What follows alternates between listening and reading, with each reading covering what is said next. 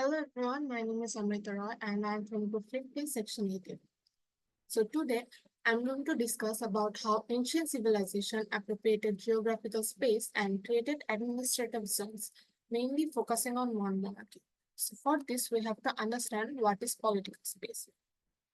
A political space is not just a static land, but a region shaped by power, governance, and culture, which can be expanded depending on the political strategies. The ancient empires expanded political space through imperial and territorial conquest. For example, the Mauryan Empire, which created a political space by dividing the subcontinents into provinces and using a central government to control them. The Persian Empire, which integrated vast areas into satraps. The Roman Republic, which is a non-monarchy, expanded through military conquest while creating provinces and colonizations. But today, I'm going to focus on a specific example, which is the Persian Empire, and how it turned the Babylon into a political space within a larger imperial system. Here, this is the map of Babylon before the Persian conquest. In this map, the highlighted part is the New Babylon Empire, where its extended territories can be seen from the eastern Mediterranean, covering the areas like Judah, Syria, to the Tigris and Euphrates rivers, where the capital city of Babylon is marked in red. There were trade routes and fertile lands present in this area, which made this um, an important center of governance. The administration during this time was centralized, where the kings had the highest power and some local rulers worked under his guidance. After the conquest of Babylon by Cyrus the Great of Persia in 539 BC, he made the Babylon incorporated into a satrap system and replaced the local rulers with local elites as satraps, as they knew or as they familiar with their traditions. So this created an administrative hierarchy. The Persians used this strategy because they thought that respecting the local traditions would be better than enforcing force to control the people. And the strategy also worked in this system because this system helped them to stabilize their ruling. Now, there is also an influence of religion into the political stability. Before conquest, the the Babylonian people used to follow the god Marduk, who was believed to be the protector of Babylon. But when the Greek Nabonidus stopped worshipping the god Marduk and started devotion towards the moon god Sin, it was believed that it was an insult to god Marduk and their traditional beliefs. So after Cyrus conquered the Babylon, he restored Marduk's temple and respected the local traditions. So this can also be considered as a political strategy to stabilize their ruling by gaining people's respect and support. And also, this also help. This can be considered as a political strategy to stabilize their ruling by gaining people's respect and support by avoiding rebellion. So now, if we focus on people's influence on the political stability, we can see that by allowing the Jews to return to their homeland, the re- um, allowing the Jews to return to their homeland and rebuilding the temples, Cyrus won the loyalty of those people. So this can be identified as a political strategy that by showing kindness, he won political stability and prevented rebellion against it. So this example of the Persian Empire shows that political space is not just about the border of the conquered region, but also the way of the land and peoples were controlled. So that is all from me. Thank you.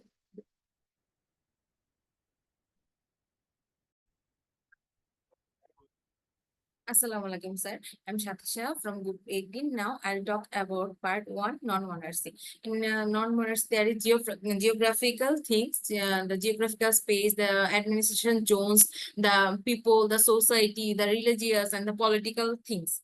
Firstly, I'll talk about what is non-monarchy. Non-monarchy is a government without a hereditary ruler. It regulates people and space using institutions and laws. It also influences the extended via legal and political mechanisms. It has also an example, the Roman Republic.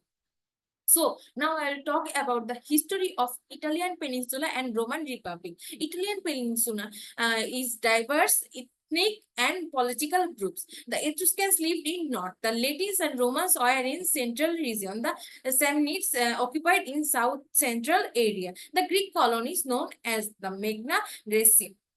Rome were ruled by the last king before the Republic after 509 BCE. So, in the political influences in graphical space and administration zones have an idea like Italian peninsula divided among the various ethnic groups before the Roman Republic. There were no centralized government. Each city-state had own traditions, laws, and rulers. The maps were showed fragmented political landscape. After the Roman Republic expanded through military conquest, alliances, and colonization. The administrative zones like Municipia, Colonia, and Soci. These roads like Via Appia connected these zones and promote unity and administrative control. So the religious influences and the political stability, which is very important thing. Before the Republic, the religion was local and diverse. Each city had their own gods. The Etruscans led by the Herospes. The Greece worshipped Olympian gods. The religion reinforced local identity and the city loyalty. After the Republic, the Roman gods like Jupiter, Mars spread widely. The respected local beliefs, the integrated Roman religion. They made the temples which symbolized the Roman power in conquered cities. The festivals like Ludi Romani created shared Roman identity. The religious blending promoted peace and the unity without erasing the traditions. Now, the society and the people among that time, before the republic, the society trivial and often in conflict. They have a lot of conflict among them. The power rested with kings, aristocrats, local councils, and social structures varied by the regions. After the republic, the Roman citizenship became central. Some cities got parietal citizenship. They have no voting rights. Other gained full citizenship with rights and duties. The local elites joined Roman system and governed under supervision. The spread of Roman law, Latin language, and customs promoted unity.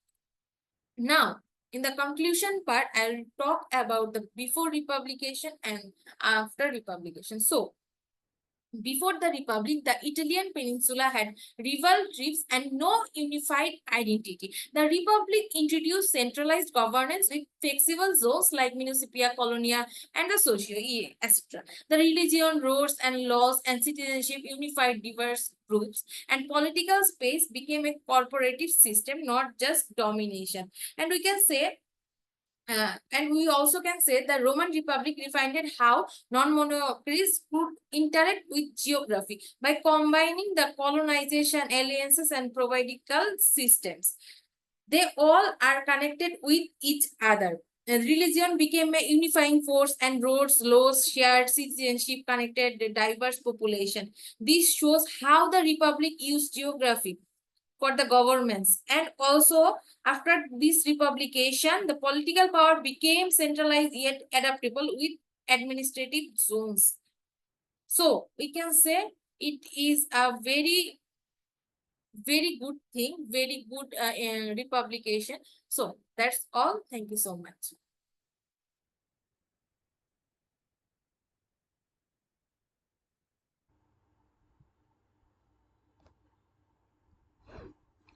Assalamualaikum, sir. I'll be presenting the second part of this question.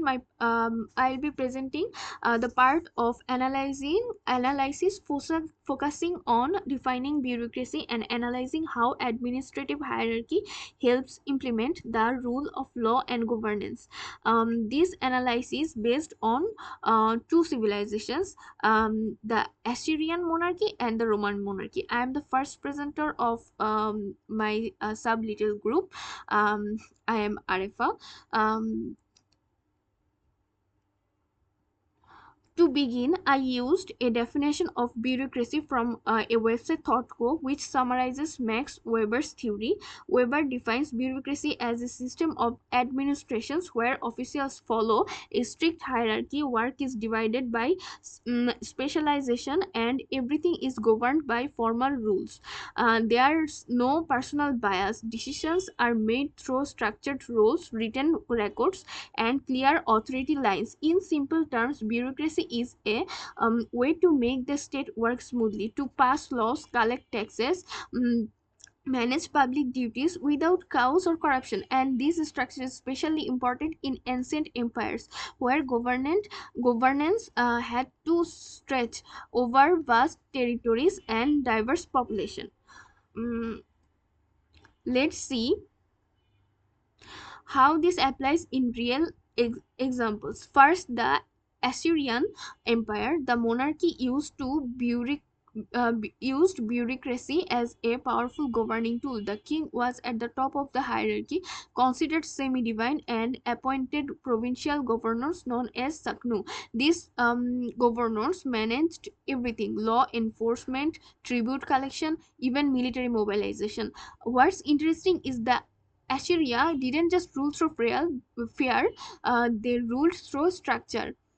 Their administrative network ensured reports, inspections, and discipline. As mentioned in slides, administration was seen as a structural force more effective than military and ideology. So, their governance system depended entirely on hierarchy and delegation. As an example, um, Tiglath Pileser III replaced native kings in conquered areas with Assyrian Saknu and introduced census-based taxation, enabling the empire to dominate regions like Israel and Babylon through administrative control rather than constant warfare.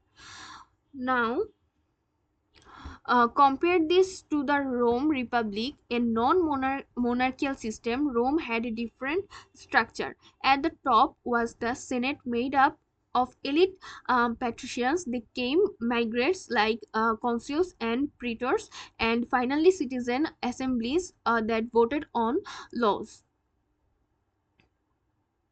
Although Roman allowed citizen participation, real power was still concentrated in the hands of aristocrats. Still, this layered structure, senate, magistrates, assemblies, made it possible to manage a large state while avoiding dictatorship. So, even though it wasn't a monarchy, Rome used a strong bureaucracy to function.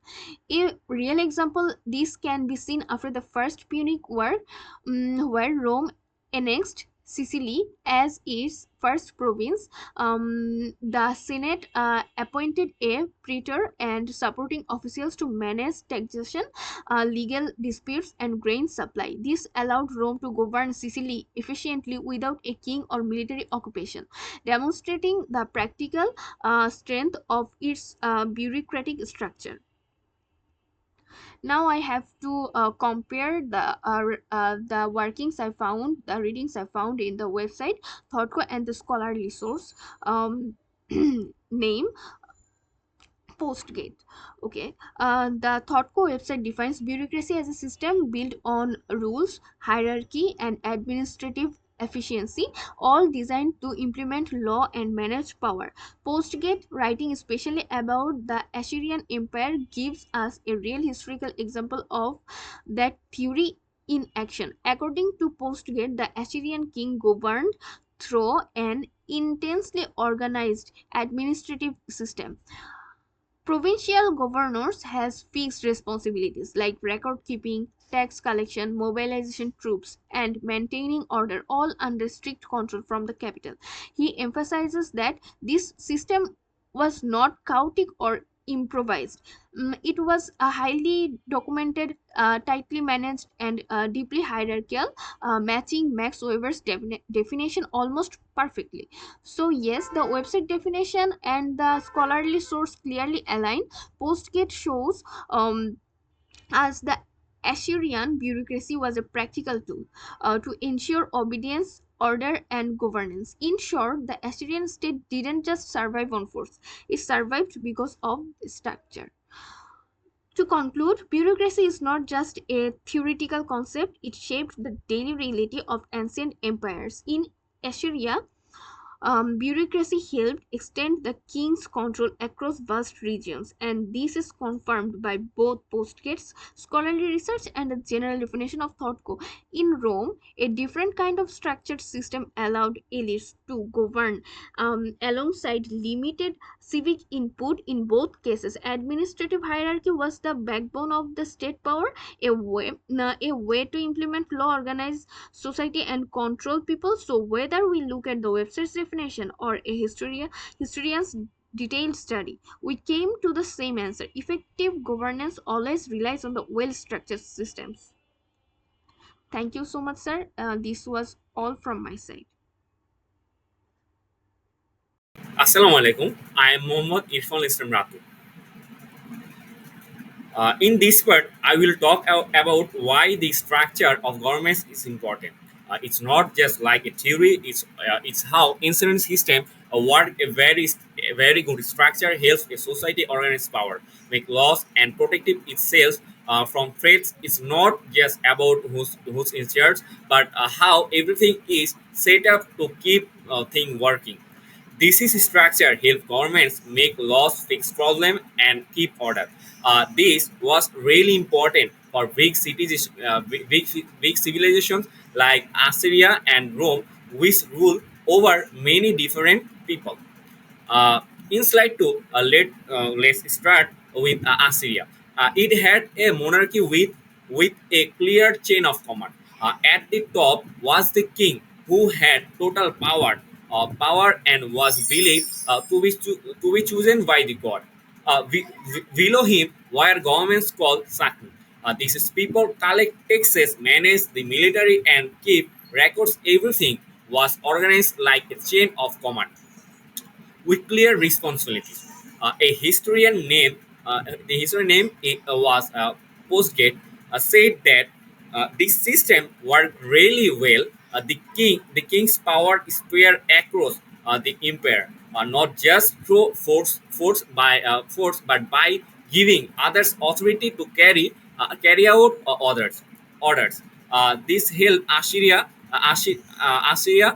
stay in control even in fairway areas. Now let's look at Rome. It didn't have a king, but it had a strong system. At the top was the Senate, which made most of the important decisions and was controlled by rich families. Below them were officials called magistrates, like consuls and praetors, who made sure the laws were followed. Lastly, regular people could vote on laws and elect leaders. Even so, Rome-led citizens have more of a say than Assyria. Then race still had most of the power. A historian named Flower said that this system keep the rich in control while still letting citizens participate. So Rome system balance in power of the rich with some involvement from regular people. In slide 4, how are they different? How are they different? In Assyria, this system was strict and controlled. It relied on people following orders and being loyal to the king. In Rome, power was separate out more with different groups working together, and citizens could get involved. So it wasn't equal for everyone. Our resource agree a good structure helps societies survive. Both Assyria and Rome made it work in different ways. Like Postgate show how Assyria keep control, while flowers show how Rome allow for debate and complexity. Even though they were different, monarchy versus republic both use a strong system to govern. In our last slide, to sum up, I want to say that the government structure is what makes a state work.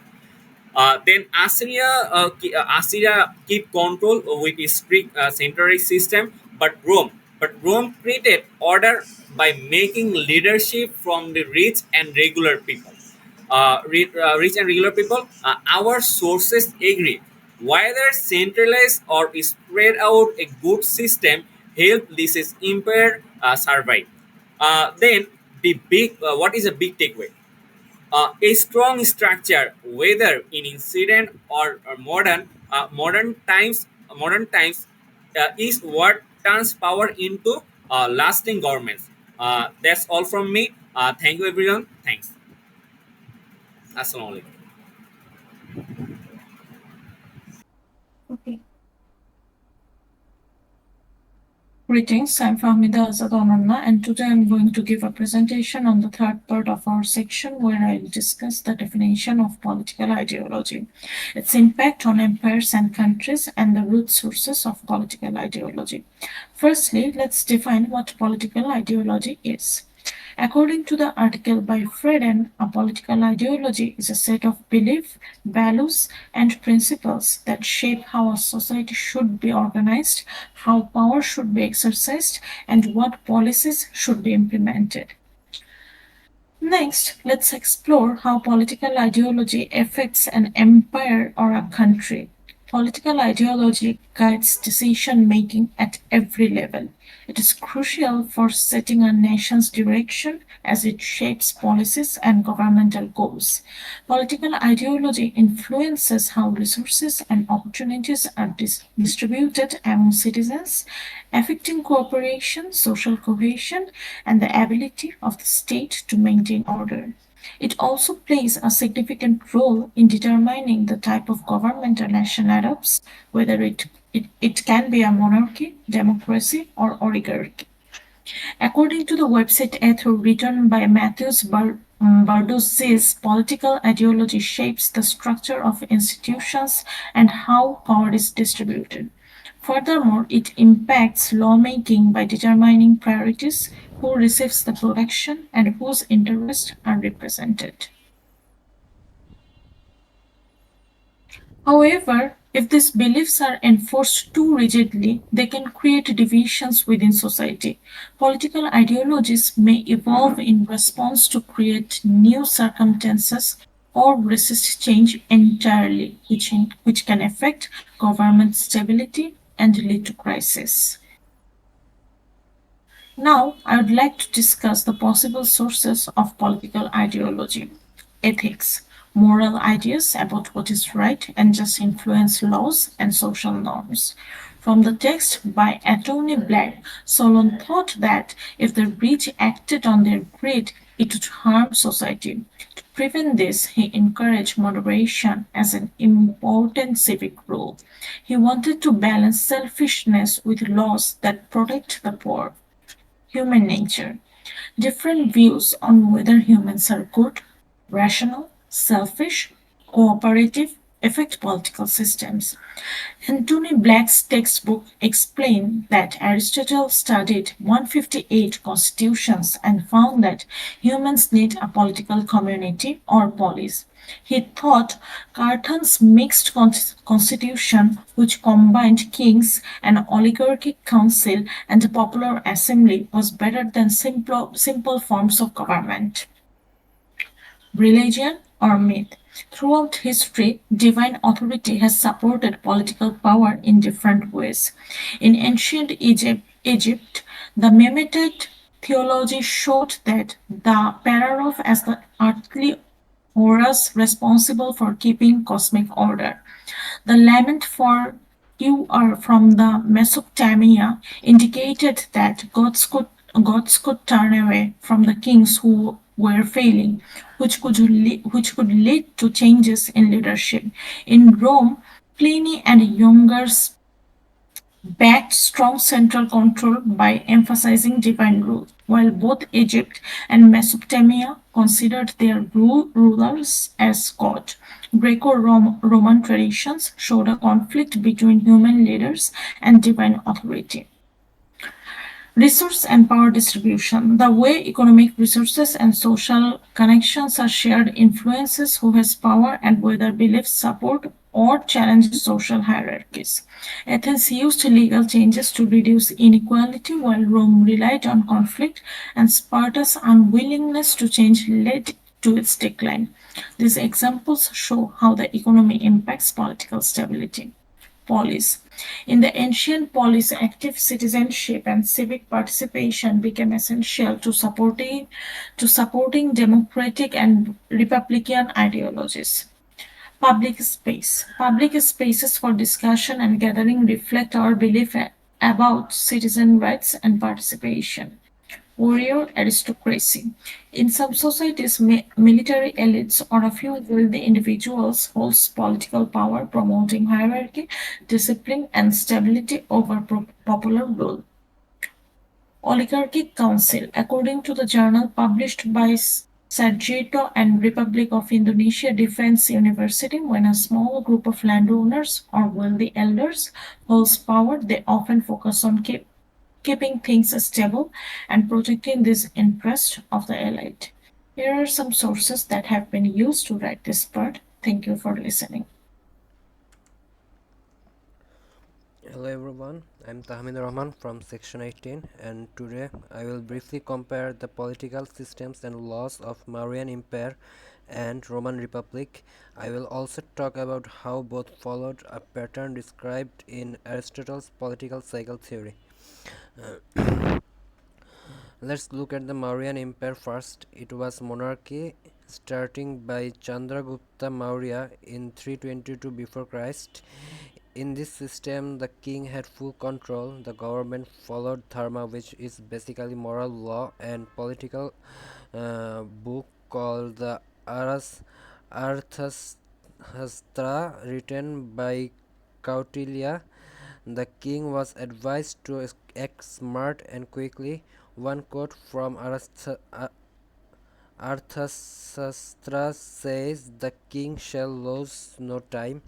This shows how the Mauryan rulers focused more on strategy and control than fairness. The empire had a strong system with governors, tax officials, and spies, but it all depended on the king. When weak rulers like Brihadrata came, the system collapsed and Pushyamitra Sunga took over. Now let's look at the talk about the Roman Republic, which started in 509 before Christ. It was a non-monarchy, meaning power was shared. It consuls like presidents, a senate, and assemblies where people could vote and take part. Roman laws were written in 12 tables and focused on equality, citizenship and duty. A Roman saying was approved by all must be that which touches all. This shows that laws needed public support. Over time, however, powerful leaders like Sulla and Caesar broke the system by using the law for their own power. This led to the end of republic and rise of dictatorship. Now let's look how Aristotle's theory of political cycles fit into this.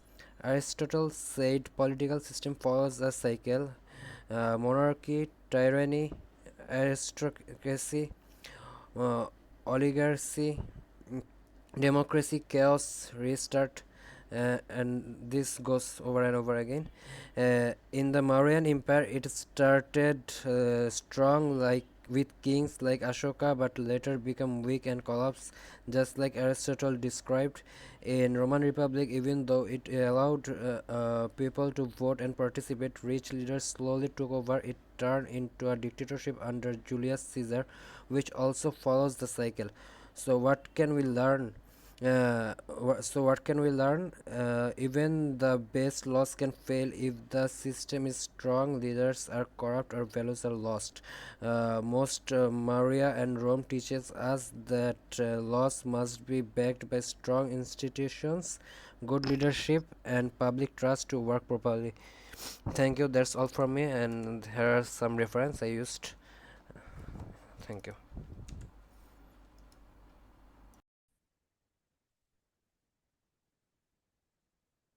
Hello everyone, my name is Kripa Bormon.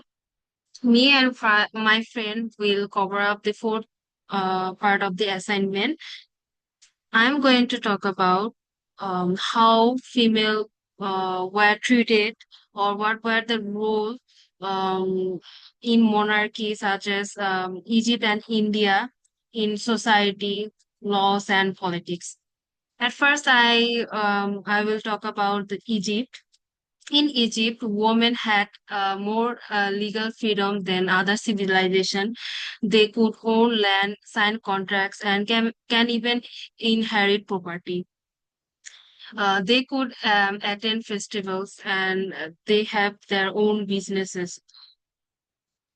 However, political power was very much rare in female. But there were exceptions such as Hatshepsut and Cleopatra. Hatshepsut was a pharaoh and she had ruled for many years. She even dressed up like a male to be accepted as a ruler. She brought success to Egypt in trade, religion, and many more. Um, and Cleopatra was also the ruler in Egypt too. She used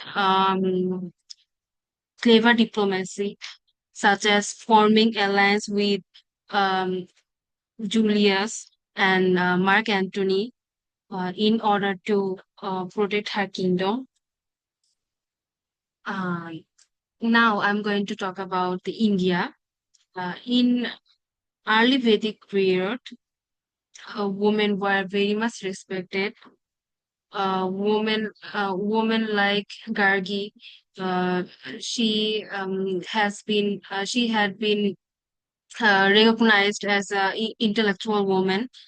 However, under Brahmin influences, women start having limited roles.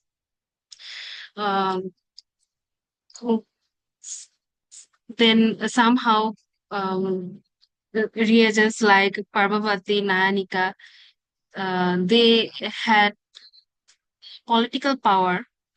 They had political power, but with some limited, uh, uh, with some restrictions.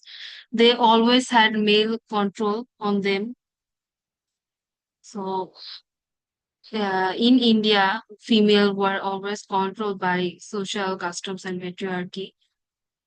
These are the key takeaways and reflections and the pictures of the rulers in both India and Egypt. What we can learn from here.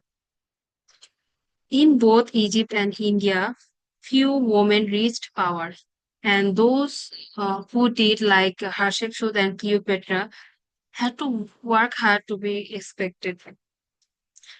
Egyptian women had more legal freedom, while Indian women faced more social and religious restrictions over time. Even today, we can see the reflection of these old systems like dowry culture or limited rights for women in some area. We need to remember that respect doesn't always mean equality.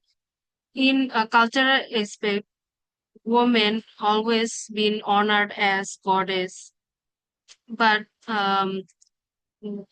denied their real power. Always denied their real power. So we can ask ourselves that why are women still being suppressed despite cultural respect? Thank you so much for listening. Thank you.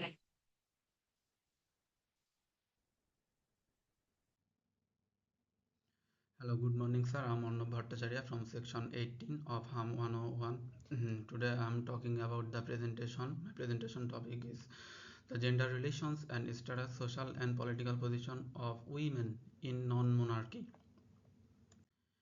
As non-monarchy, I have chose Athens and Sparta. Now I am explained of them and their history of 5th century before Christ. In Athens, there was democratic society where only male had the right to select their preferable candidates. Women did not have any voting rights. As a patriarchal society, women are always dependent on men.